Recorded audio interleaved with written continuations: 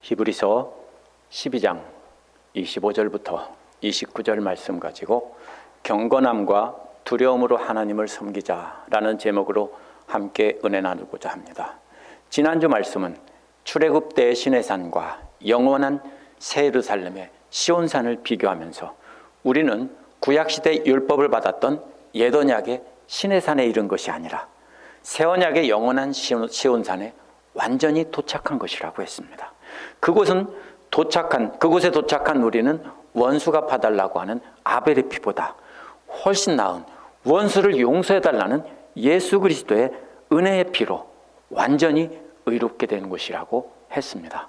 이제 오늘 말씀은 땅의 시내산에서 받은 옛 언약의 가르침에 따라 심판하신 그 심판을 아무도 거기에서 도망하지 못했다면 하물며 하늘의 시온산에서 가르치신 분의 심판을 그래서 어떻게 도망하겠느냐라는 내용입니다. 이는 하나님의 영원한 심판에서 아무도 도망할 수 없으니까 하나님의 심판을 두려워하라는 것입니다. 그러나 하나님의 심판을 두려워하는 두려움은 멸망에 대한 두려움이 아닙니다. 우리는 영원한 나라에 대한 소망을 가지고 있기 때문입니다. 오늘 말씀을 통해서 우리는 어떤 태도로 하나님을 섬겨서 하나님을 기쁘시게 하는 예물이 될지 알아보도록 하겠습니다. 25절은 말씀하신 분을 거역하지 말라라는 내용입니다. 25절은요, 조심하라, 조심해, 정신 차려, 이런 말로 시작을 합니다. 잘 살펴보고 조심하라는 뜻입니다. 무엇을 살펴봅니까? 말씀하신 분을 거역하지 않도록 잘 살펴보라는 겁니다. 무슨 뜻이에요? 자기도 모르게 말씀하신 분을 거역할 수 있다는 것입니다. 그러니까 정신 바짝 차리고 잘 살펴보라는 겁니다. 그런데 이 거역한다는 말은 본래 옆에서 간청한다는 뜻입니다. 어떻게 이게 거역한다는 말인지 우리가 이해를 해야 됩니다. 그래야 이 성경 말씀을 이해할 수 있습니다. 히브리서 12장 19절에서 더 말씀하지 않기를 간청하였습니다. 이 말에서 간청했다는 말과 똑같은 말입니다. 옆에서 간청한다는 뜻입니다. 옆에서 간청하는 것이 어떻게 거역한다는 말이 됩니까? 사람들은 흔히 이때는 이런 뜻이고 저때는 저런 뜻이다 이렇게 그냥 편히 생각합니다. 아닙니다. 이것은 그 사람들이 생각하는 그림이 있습니다. 이는 하나님께서 말씀하신 것에 대해서 그렇게 하지 마십시오라고 옆에서 간청하는 것, 그것이 바로 거역하는 겁니다. 마치 임금님께서 이렇게 하도록 가라 하니까 뭐라고 합니까? 신하들이 통촉하옵소서라고 하는 것이 바로 뭐예요? 말은 통촉하옵소서지만 그러면 안 된다라고 거역하는 겁니다. 바로 하나님께서 성경을 통해 말씀하신 것을 자신들의 생각에 비추어 이건 아니다라고 생각하고 하나님 곁에 서서 통촉하옵소서라고 하는 것이 바로 하나님 말씀을 거역하는 겁니다. 왜 그렇게 하나님 가르친 것에 대해서 통촉하옵소서라고 하면서 간청하지 말아야 하는가 하면 땅의 시내산에서 가르친 분에게 그렇게 그리마옵소서라고 간청하며 거역했던 시내산 앞에 있던 그들은 아무도 하나님의 심판에서 도망하지 못하고 다 죽었다는 겁니다. 오직 순종한 두 사람만 살아남았다는 겁니다. 다 죽었습니다. 시내산에서 율법을 받은 사람들은 그 율법을 발전시키고 수많은 규정들을 만들어서 이렇게 하면 죽고 이렇게 하면 산다 계속 만들어냈습니다. 그런데 그들은 자기들의 생각에 맞는 말씀은 개발시켜서 막 복잡하게 만들고 아닌 것은 그냥 내버려뒀습니다. 결국 그들은 하나님의 말씀을 거역하고 자기들의 뜻에 따라 바꿨으니까 이들도 역시 하나님의 말씀을 거역한 겁니다. 유대인들이 왜 하나님의 말씀을 거역하고 다 망한 사람이 됐냐면 자기들 뜻대로 율법을 발전시켜서 자기들 뜻대로 끌고 나갔기 때문입니다. 그래서 하나님을 거역했습니다.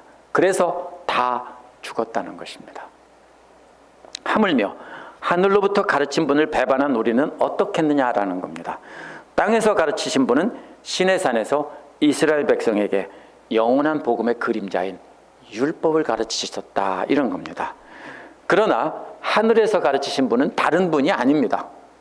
이것은 하늘에서 가르친 분은 온 세상 만민들에게 영원한 복음을 선포하신 하나님을 뜻합니다. 결국 같은 하나님이 구약시대에는 단지 이스라엘 백성들을 택한 백성으로 삼아서 그들을 통해서 온 세계 만민을 구하려고 그들에게만 제한적으로 하나님 말씀을 땅에서 선포하셨다는 것이고요. 그러나 예수님 오신 뒤에는 온 세상 만민들을 향해서 영원한 복음을 선포하셨다는 겁니다. 이것이 서로 비교되는 겁니다. 그분이 히브리서를 봤던 모든 성도들뿐 아니라 우리 모두에게까지 복음을 선포하신 겁니다. 그런데 그분을 배반한다는 말은요, 번역에서는 쉽게 비슷하게 해놨지만 다른 말입니다. 배반한다는 말은 여기서는 등을 돌리고 돌아서서 간다는 뜻입니다. 창세기 24장 6절에서는 내 아들을 데리고 그리로 돌아가지 말라라고 할 때 썼습니다. 또 예레미야 36장 10절에서는 70년이 지나면 이곳으로 돌아올 것이다 할 때 썼습니다. 그러면 감이 오시죠. 그러면 배반한다는 말은 돌아서서 원래 있던 자리로 간다는 뜻입니다. 어디서 돌아서서요? 영원한 복음을 선포하신 것에 등을 돌리고 다시 시내산의 율법으로 돌아서 간다면 완전히 멸망한다, 이런 뜻입니다. 그게 배반이라는 뜻입니다. 배반이라고 하니까 하나님을 등을 돌리고 우상 숭배하고 이런 게 아니고요. 예수 그리스도의 복음, 그것을 듣지 않고 다시 시내산의 율법으로 되돌아간다면 그것이 바로 배반입니다. 똑같이 하나님을 섬기지만 그것은 분명히 배반이라고 말을 합니다. 히브리서 기록자가 하늘로부터 가르친 영원한 복음의 핵심이 무엇인지를 돌아봐야 됩니다. 성경은 계속 이어지고 있기 때문입니다. 12장 14절에서 화평함과 거룩함을 목표로 달려가야 한다는 말에서 나와 있습니다. 복음의 핵심은 예수께서 하늘로부터 가르치신 영원한 복음을 바로 우리에게 전해주신 것인데요, 그것은 말로만 전하신 것이 아니라 예수께서 원수들을 죽기까지 사랑하셔서 십자가에 달려 죽기까지 그렇게 복종하심으로 하나님과 원수들을 화평하게 하신 겁니다. 그러면서 자신이 하나님께 나가는 길이니까, 그래서 내가 길이라고 한 겁니다. 진리라고 한 겁니다. 자신을 믿고 따라오면 그게 바로 하나님과 화평하는 길이고 또 화평함과 거룩함을 이루는 길이라고 하신 겁니다. 따라서 복음의 핵심은 다 제거하고 나면 뭐만 남습니까? 화평함이 남습니다. 화평이 뭡니까? 하나님께서 원수까지 사랑하셔서 우리를 용서해 주시고 자녀 삼아 주신 것이 화평입니다. 그러면 반대로 우리도 이웃들을 향해서, 우리의 원수들을 향해서 용서하고 사랑하면서 우리의 형제자매로 삼는 것이 화평함입니다. 그것이 복음의 핵심이고 그것을 행하며 하나님 기뻐 받으시는 제물이 되는 것이 바로 거룩함이라고 전에 설교할 때 말씀을 드렸습니다. 그런데 만약 우리가 하늘로부터 가르치신 영원한 복음의 핵심인 원수까지도 사랑하여서 화평함과 거룩함을 이루라는 말은 버리거나 그냥 무시하고 믿는 자에게는 능치 못함이 없느니라, 아멘, 할렐루야, 이런 말씀만 우리가 문맥과 상관없이 외친다면 우리는 하나님을 배반하고 등을 돌리는 것이 되는 것입니다. 그래서 우리는 우리가 만든 율법으로 돌아가는 것이 되는 것입니다. 그것이 명백한 우상숭배이고 배교입니다. 히브리서 기록자는 구약시대에 제한적인 율법의 가르침을 거역해도 다 죽었는데 영원한 복음을 무시하고 등을 돌린다면 얼마나 두려운 일인지 조심하라고 경고하고 있는 것입니다. 이게 왜 조심해야 됩니까? 우상숭배는 명백히 압니다. 근데 이 히브리서 기록자가 말하는 우상숭배는 그게 아닙니다. 똑같이 하나님을 섬기는데 구약시대 율법의 하나님을 섬길 것인가, 아니면 온 세상 만민들을 구원하기 위해서 예수 그리스도를 보내시며 말씀하신 화평함과 거룩함을 이루라는 말로 요약될 수 있는 그 진리의 복음을 듣고 두려워할 것인가, 선택을 해야 됩니다. 우리가 되돌아간다면 우리는 우리의 믿음이 잘못된 확신이고 그것은 우상숭배가 되는 것입니다. 그것이, 그래서 우리는 우상숭배인지도 모르고 하고 있기 때문에 조심하고 잘 살펴보라고 하는 것입니다. 우리가 이것을 잘 적용해야 됩니다. 두 번째로 26절에서 27절은 흔들리지 않는 제사장을 기억하라 라는 말이 나옵니다. 26절은 땅에 계시면서 신의 산을 흔드신 목소리와 하늘에 계시면서 땅과 하늘을 모두 흔드신 음성이 비유가 됩니다. 그때는 출애굽기 19장 18절에 나온 구약시대에 하나님의 음성이 신의 산에서 전체를 흔드셨을 때입니다. 그때는 이스라엘 백성들이 신의 산 앞에 모여있고 모세가 하나님 앞에 나갔을 때 신의 산 전체가 흔들렸고 그 앞에 있던 이스라엘 백성들은 두려워했습니다. 바로 그때입니다. 그러나 현재는 히브리서를 받던 당시입니다. 예수 그리스도께서 이 땅에 오셔서 죽으시고 부활하셔서 하늘 보좌에 오르신 뒤이고 현재까지 계속되는 때가 바로 현재, 주님 다시 오실 때까지, 그때가 바로 지금입니다. 현재는 다음과 같이 말씀하시며 약속하셨다는 겁니다. 근데 약속하셨다는 말은 완전히 약속하셨다는 뜻이기 때문에 분명히 그대로 이루어진다는 겁니다. 그때 하나님께서는 그 음성으로 또다시 한번 흔드신다는 겁니다. 그런데 이번에 흔드는 것은 땅뿐만 아니라 하늘까지도 다 흔드신다는 겁니다. 이사야 13장 13절에 보면 여호와가 분하여 맹렬히 노하는 날에는 하늘을 진동시키시며 땅을 흔들어 그 자리에서 떠나게 하신다는 말씀이 나옵니다. 계시록 6장 13절에서는 하늘의 별과 별들이 무화과 나무가 열매가 대풍에서 흔들려 설익은 열매가 다 떨어지는 것과 같이 땅에서도 떨어진다는 말씀에서 이게 똑같이 나옵니다. 이는 종말론적인 심판의 때를 말합니다. 그때는 땅뿐 아니라 하늘까지도 흔든다는 겁니다. 무슨 뜻입니까? 여기서 땅은 이 세상 사람이 사는 곳을 말하지만 하늘은 하나님이 계신 곳, 또 그 사람들이 우상들, 이런 것들을 모두 말합니다. 그러나 이렇게 하늘과 땅의 모든 것이 다 흔들리는 심판의 날에도 흔들리지 않는 것이 27절에 나옵니다. 아직도 한 번 더라는 말은 흔들리는 것들을 치워 없애버리는 것을 뜻한다라고 했습니다. 아직도 한 번 더는 신의 산에서 한 번 흔들렸던 것처럼 주님 다시 오시는 날 한 번 더 흔들 것인데, 그때에는 땅만 흔드는 게 아니라 하늘까지 다 흔들어서 흔들리는 것은 다 갖다가 버리신다는 뜻입니다. 그리고 흔들리지 않는 것만 남겨두신다는 뜻입니다. 그렇게 흔드셔서 흔들리는 것은 모두 제거하고 그 목적은 흔들리지 않는 것은 영원히 남게 하려는 것입니다. 히브리서 7장 3절과 24절에 따르면 흔들리지 않는 영원한 것은 예수 그리스도입니다. 그 제사장 직분도 영원하다고 했습니다. 하나님께서는 하늘과 땅의 모든 것을 다 흔드실 것인데, 그러면 땅에 있는 모든 사람들이나 그들이 섬기는 모든 신들은 다 흔들려서 부서져서 없어지지만 그때 흔들리지 않는 것은 영원한 대제사장이신 예수 그리스도, 그분뿐이라는 겁니다. 이 땅에서 우리가 영원하신 그리스도를 나라에 이를 때 가지고 갈 수 있는 그 남은 것도 그분께서 가르쳐 주신 원수까지도 사랑하는 그 사랑, 그것만이 남는 겁니다. 그래서 사랑은 영원하다라고 바울이 말한 겁니다. 세 번째로 28절에서 29절은 경건함과 두려움으로 기쁘게 섬기자는 겁니다. 이처럼 땅에서 제한적으로 나타난 하나님의 가르침과 하늘에서 나타난 영원한 가르침을 비교한 뒤 이제 28절 29절에서는 그러므로 우리가 어떻게 해야 되느냐 결론을 맺는 겁니다. 흔들리지 않는 영원한 대제사장이신 예수 그리스도를 말미암아 우리는 이미 흔들리지 않는 나라를 이미 받았다는 겁니다. 전번에 뭐라고 했습니까? 시민권을 받은 거라고 했죠. 시민권 증서를 받은 것처럼 확정되었다는 뜻입니다. 이미 받았습니다. 근데 나라라는 말은 왕권을 뜻할 수도 있고 영원한 하나님의 나라를 뜻할 수 있지만 여기서는 분명히 하나님의 나라를 뜻합니다. 예수 그리스도를 믿고 그분이 보여준 화평함과 거룩함을 따라가고 있는 사람들은 이미 영원한 하늘나라의 시민권을 받았다는 겁니다. 그러나 완전히 그 땅에 이를 날은 주님 다시 오시는 그날입니다.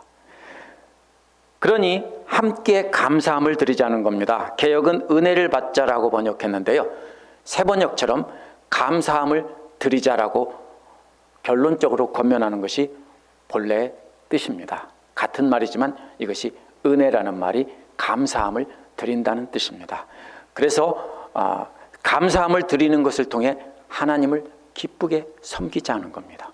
섬긴다는 것은 하나님 기뻐 받으실 예배를 드린다는 겁니다. 이렇게 감사함을 드리는 것을 통해서 하나님을 기쁘게 하는 예배를 드릴 때 우리가 가져야 될 태도가 두 가지가 나옵니다. 이 두 가지는 바로 신자냐 불신자냐를 구별하는 경계선이 됩니다.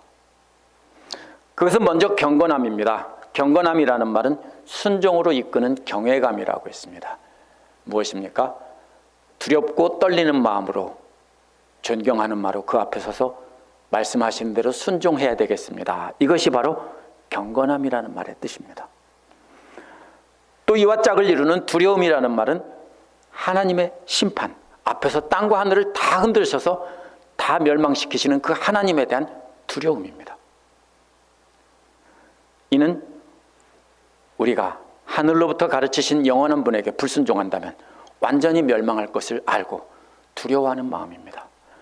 우리가 예배하는 것도 이 두 가지가 함께 있어야 됩니다. 하나님 말씀에 순종하겠습니다 하고 두렵고 떨리는 마음으로 서는 것도 있지만 순종하지 않으면 멸망한다는 것에 대한 두려움도 역시 함께 존재해야 하는 것입니다. 우리가 하나님을 예배하는데 만약에 하나님을 경외하는 마음으로 순종하는 것과 불순종한다면 완전히 멸망한다는 두려움을 가지고 예배를 드려야 되는데 그렇게 하지 않는다면 그것은 바로 뭡니까? 불신앙입니다. 아주 간단합니다. 왜요? 하나님의 존재를 믿지 않는 겁니다. 왜? 하나님이 두렵지 않거든요. 사람들만 두렵거든요. 그러면 그것은 불신앙입니다. 그러나 우리가 예배를 드릴 때 하나님 앞에 서 있다고 하나님의 심판날을 두려워하면서 하나님 앞에서 순종하겠습니다. 말씀하시면 듣겠습니다. 이런 태도가 바로 우리가 하나님 기뻐하시는 예배라는 것입니다. 이것이 신자와 불신자를 구분하는 경계선입니다. 29절은 왜 그렇게 경건함과 두려움을 가지고 하나님 기뻐 받으시는 예배를 드려야 되는지 이유를 말한 것입니다. 우리 하나님은 마지막 날에 불순종하는 자들을 완전히 태워 없애시는 불이시기 때문이라고 했습니다. 하나님께서 마지막 날에 하늘과 땅을 다 흔드셔서 흔들리지 않는 것만 남겨놓고 나머지는 다 불에다 집어넣어서 태우신다는 뜻입니다. 그러니 그분을 두려워하라는 것입니다. 주님도 다시 오시는 날에 흔들려 부서진 것들을 다 태워 없애서 정결하게 하신다는 겁니다. 이런 식입니다. 깨끗하게 할 때 어떻게 합니까? 일단 부수죠. 흔들어서 다 부숩니다. 부수면 다 부서집니까? 안 부서지는 것들이 있습니다. 그럼 어떻게 합니까? 불질러 버립니다. 다 흔들어 부순 다음에 건물이고 뭐고 다 부순 다음에 불질러서 다 태워버린다면 그 다음에는 깨끗해집니다. 그래서 25절에서 하늘로부터 가르치신 분을 등을 돌리고 율법으로 돌아가지 말라고 한 겁니다. 어떻게 된다고요? 흔들어서 흔들리는 건 다 부수고 마지막에는 불로 다 태워버린다고 했기 때문에 두려워하라는 것입니다. 오늘 말씀의 시작인 25절은 하늘로부터 가르치신 분을 두려워하라고 했고요. 29절은 하나님은 모든 것을 태워버리신 불이니까 두려워하라고 했습니다. 그렇다면 오늘 말씀의 핵심은 뭡니까? 하나님을 두려워하라는 것입니다. 믿음이 있는가 없는가를 구별하는 기준은 바로 이 두려움이 있는가 없는가입니다. 두려움이 없으면 어떻게 합니까?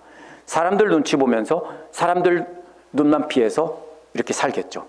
그러나 하나님에 대한 두려움이 있다면 우리는 사람들보다는 하나님 앞에서 두려운 마음으로 설 것입니다. 그래서 하늘로부터 가르치신 신약 성경의 말씀을 듣고도 그것을 가르치신 하나님을 두려워하지 않는다면 그것은 믿음이 없는 것입니다.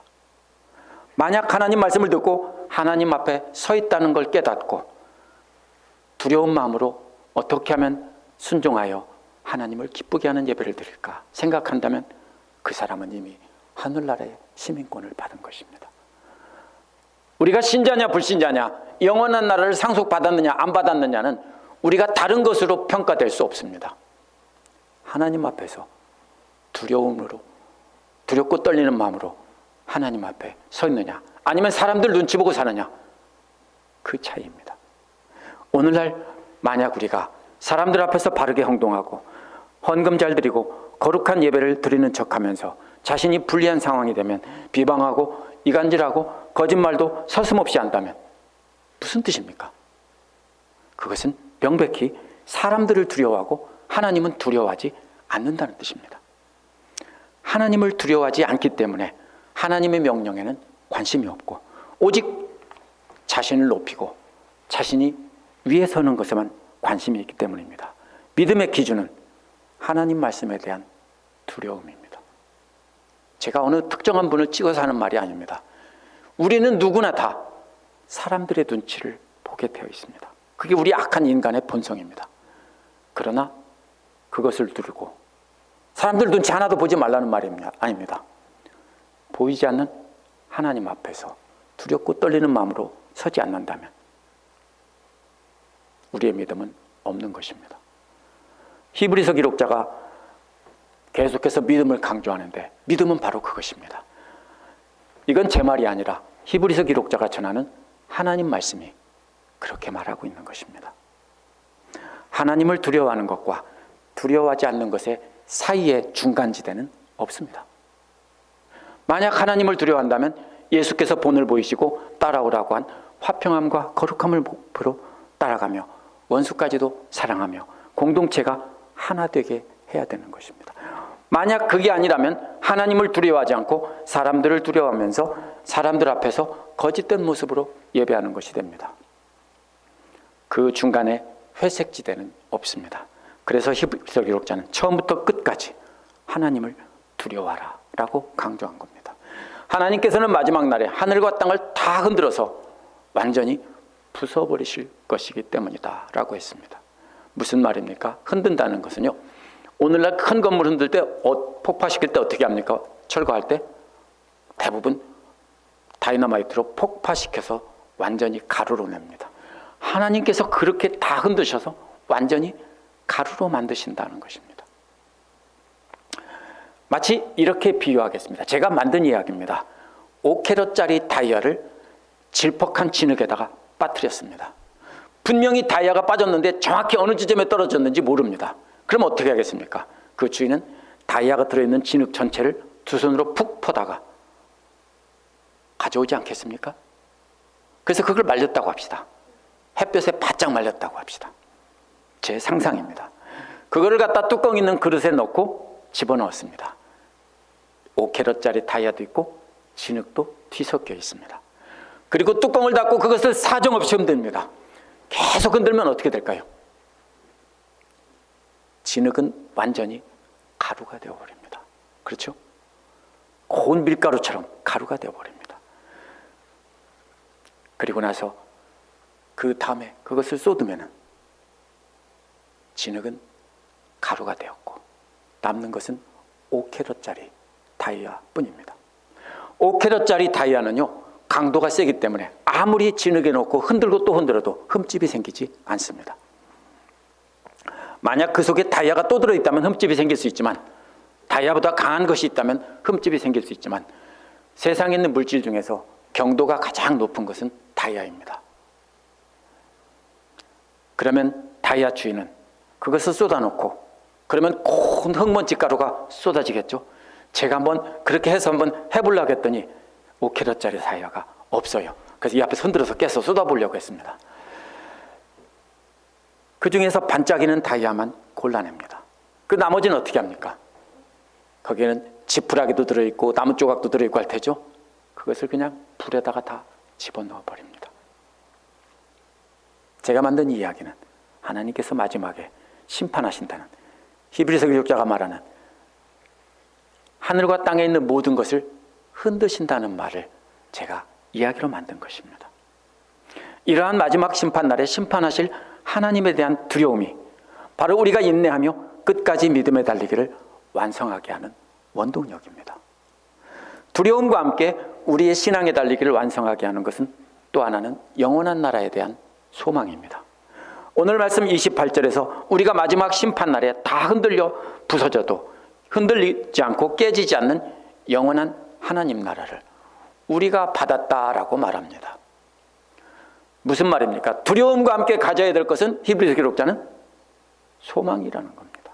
히브리서 12장 22절, 23절에 보면 장차 우리가 하늘의 예루살렘에서 수많은 천사들과 함께 하나님의 백성들이 함께 하나님 앞에 모여 찬양을 드리게 될 것이라고 했습니다. 계시록 21장 19절에서 27절에 보면 그 성은 영원히 빛나는 정금과 수많은 보석으로 비유했습니다. 근데 보석 자체는 빛이 안 납니다. 혹시 보석이 빛난다고 생각하세요? 빛 안 납니다. 빛이 있어야 빛이 납니다. 보석 자체가 빛이 나는 것이 아닙니다. 그래서 그곳에서는 하나님의 영광이 성도들에게 비추기 때문에, 그래서 그곳에는 모든 성도들이 찬란한 보석처럼 빛나게 된 것이다 라는 것이 계시록 말씀입니다. 두려움과 그 나라에 대한 소망이 있기 때문에 우리는 인내하며 믿음의 경주를 완수할 수 있는 것입니다. 우리가 사는 땅은 진흙덩어리 안에 5캐럿짜리 다이아가 하나 들어있는 것과도 같습니다. 세상에 있는 모든 인간들과 그들이 섬기는 모든 거짓 신들과 세상의 모든 명예나 물질, 이런 것들은 다 그 진흙덩어리에 불과합니다. 오직 영원한 대제사장이신 예수 그리스도를 믿고 그분이 다스리는 영원한 나라를, 시민권을 받은 사람들만이 예수님과 함께 하나님 나라를 이루어 영원히 빛나는 다이아몬드가 되는 겁니다. 하나님만 두려워하고 영원한 나라에 대한 소망이 있기에 내 뜻 버리고 예수님께서 말씀하시고 보여주신 원수 사랑을 실천하는 것입니다. 아직도 사람들을 두려워하고 사람들 앞에서 거룩한 척하면서 하나님이 조금도 두렵지 않다면 우리는 진흙덩어리입니다. 우리는 마지막 때도 흔들리지 않고 부서지지 않을 다이아몬드와 같은 영원한 나라가 되었으니 원수까지도 사랑해서 찢겨진 공동체를 하나가 되게 해야 됩니다. 여기에 내 생각이 개입되면 안 됩니다. 내 생각은 뭡니까? 저 사람 미워, 이 사람은 예뻐, 이게 내 생각입니다. 그러면 뭐라고요? 진흙덩어리라고요. 우리가 그렇게 하나가 돼서 영원한 나라에 대한 소망을 가지고 함께 경건함과 두려움으로 하나님 기뻐하시는 예배를 드려야 합니다. 그것이 우리가 모이는 목적입니다. 기도하겠습니다.